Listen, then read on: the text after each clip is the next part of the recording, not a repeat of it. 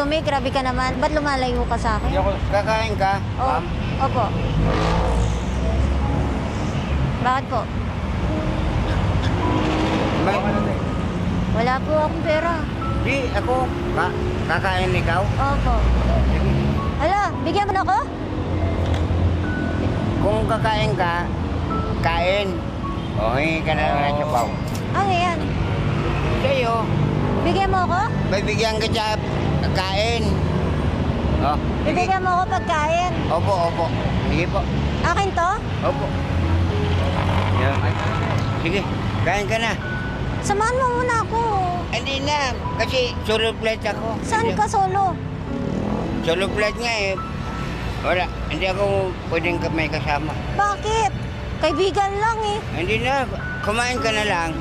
Ay mo na ako. Tropa-tropa. Ay, solo flight nga ako. Eh, pwede naman dalawa flight. Kain lang eh. Wala. Ay, kumain ka na. Hindi ka na si Bauki. Bakit? Saan ka pa pupunta? Siyempre, may patutunguhan ako. Saan? Doon sa destinasyon. Oh? Korea. Saan? Korea? Oo. Ako Japan. Bigay ka pera? Oo. Ako may pera ako. Ako may pera din. Binigyan mo ako 10. Oo. Halika na. Eh, damit po. Bibili po tayo. Tsaka gusto mo tutulugan? Hindi na. Dito lang naman ako natutulog eh. Muna natin ang tutulugan. Hindi na. Huwag na kasi. Ayun lang ha. Ano siya kasi kamag-anak kasi dyan lang po sila umiinom lagi, nakatambay po lagi dyan. Sa may ano. Pwede ko ba siya kunan ng tutulugan? Depende po kung may kamag-anak siya na ano. May kamag-anak ka ba? Malayo pa po. Anong gusto mo? Sabihin mo sa akin, tulungan kita. Gusto ko tulungan si tatay. Gusto ko muna siya bigyan sana ng pera.